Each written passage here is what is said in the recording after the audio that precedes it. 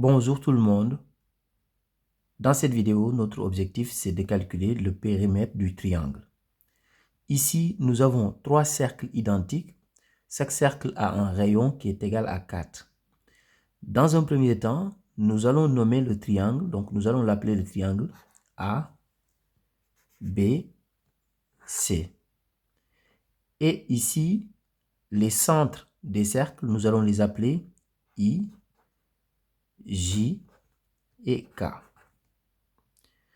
Ici, AB, le segment AB est tangent à ces deux cercles. De la même manière, BC est tangent à ces deux cercles et AC est aussi tangent à ces deux cercles.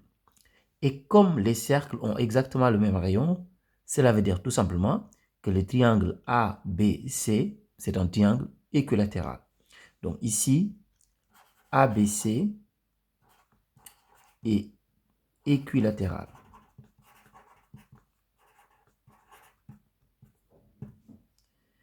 Et on sait que le périmètre d'un triangle équilatéral, c'est tout simplement égal à AB plus BC plus AC.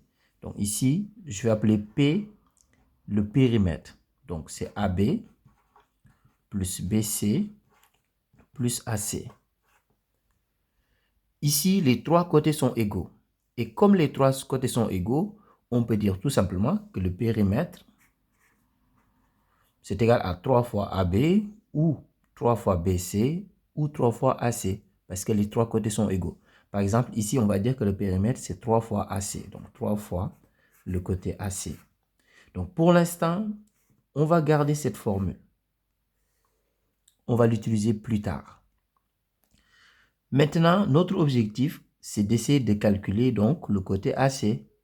Comme le périmètre, c'est 3 fois AC, donc si on connaît la longueur du côté AC, on va le multiplier par 3 pour trouver le périmètre. Ici, dans un premier temps, je vais tracer un rayon ici qui est perpendiculaire au côté AC. Donc, je trace ce rayon donc, qui est perpendiculaire à AC. De la même manière, ici, je vais tracer un rayon qui est aussi perpendiculaire à AC.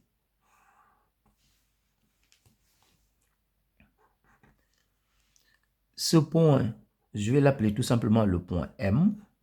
Et ici, je vais l'appeler le point N. MN est tout simplement égal à 8 parce que MN est égal à IK. Et IK, c'est 4 plus 4, donc IK égale 8. Ce qui veut dire que MN est aussi égal à 8 parce que IK, N et M est un rectangle. Donc ici, ce côté, c'est égal à 8. Maintenant, le côté AM, je ne le connais pas. Donc, pour l'instant, je vais l'appeler X. Et ici, si on utilise la symétrie, on voit très bien que le côté AM est égal au côté NC. Donc, ici, c'est égal à X. Donc, là aussi, c'est égal à X. Donc, si on arrive à trouver la valeur de X, on va faire X plus 8 plus X pour avoir le côté AC. Donc ici, maintenant, notre objectif, c'est de trouver X. Alors, pour trouver X, je vais tout simplement tracer ici un rayon qui est perpendiculaire à AB. Donc, je trace ici un rayon qui est perpendiculaire à AB.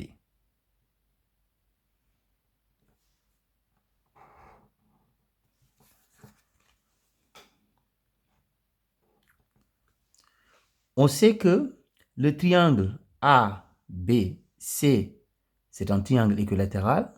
Comme c'est un triangle équilatéral, ça veut dire que les trois angles sont égaux. Cet angle est égal à 60 degrés. Cet angle aussi est égal à 60 degrés.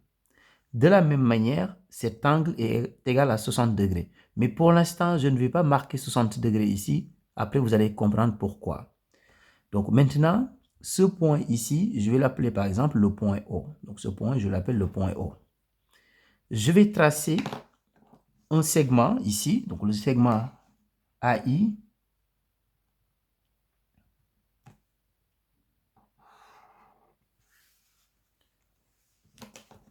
Donc là, je vais travailler maintenant sur ces deux triangles. Donc, le triangle AOI et le triangle AIM.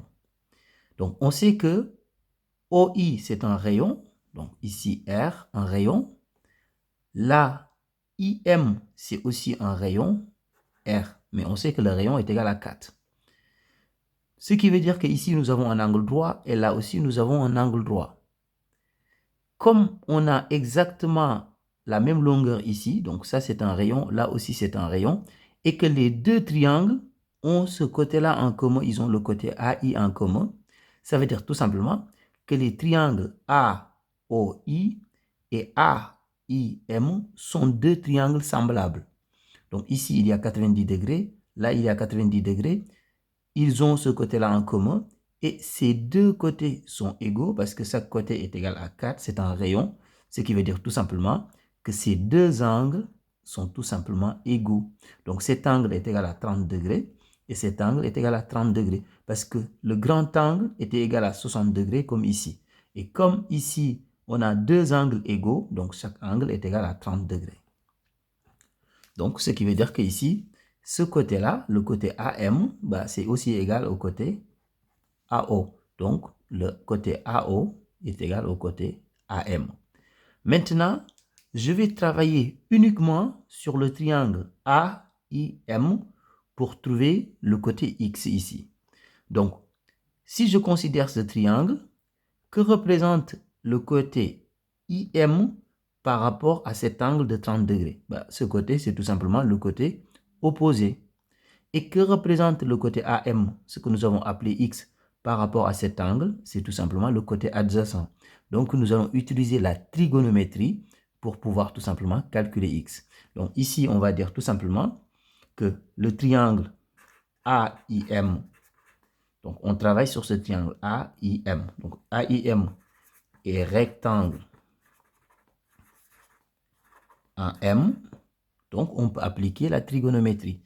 Donc, on va dire que la tangente, parce que lorsqu'on connaît le côté opposé et le côté adjacent, le rapport trigonométrique qu'il faut utiliser, c'est la tangente. Donc, on va dire que la tangente de l'angle IAM est égale à son côté opposé sur le côté adjacent. Le côté opposé ici, c'est IM. Sur le côté adjacent, AM. Mais on connaît la mesure de cet angle, c'est 30 degrés. Donc, tangente de 30 degrés est égale à IM. IM, c'est le rayon, bah, c'est tout simplement égal à 4. Donc, IM est égal à 4 sur AM. AM, c'est ce que nous avons appelé X. Donc, sur X. On applique l'égalité des produits en croix. Donc, ça veut dire que X fois tangente 30 degrés. Donc, X fois tangente 30 degrés est égal à 4. Donc, ce qui veut dire que X est égal à 4 sur tangente 30 degrés.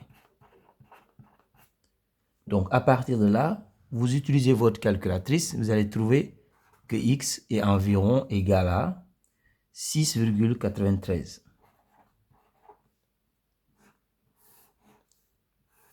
Donc, vous utilisez votre calculatrice, donc vous faites 4 sur tangente 30 degrés et vous allez trouver environ 6,93. Maintenant, on connaît la valeur de X, donc on peut calculer facilement le côté AC, parce que AC, ça va être X plus 8 plus X. Donc ici, on calcule le côté AC. Donc AC est égal à X plus 8 plus X.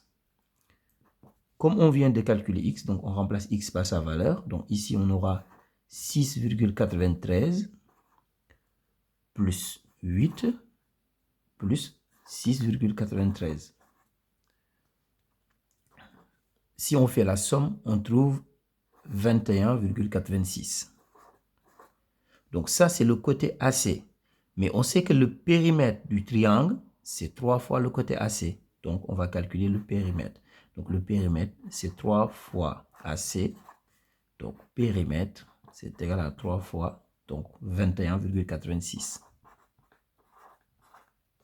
Donc, si vous utilisez votre calculatrice, vous allez trouver tout simplement 65,58. Donc, le périmètre du triangle est égal à 65,58. Au revoir.